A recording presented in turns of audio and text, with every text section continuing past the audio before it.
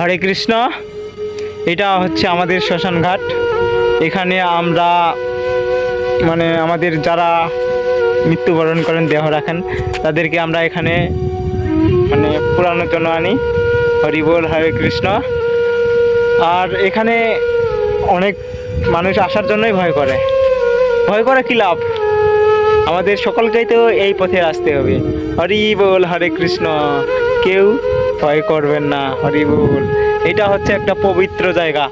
আপনারা যত তাড়াতাড়ি আসতে পারবেন তত তাড়াতাড়ি ভালো।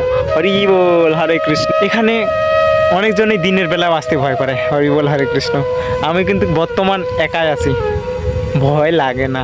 হরি বল, হরে কৃষ্ণ। সত্যি ভয় বলতে লাগে না। ভয় কি জিনিস তা মনেও নেই। হরি বল।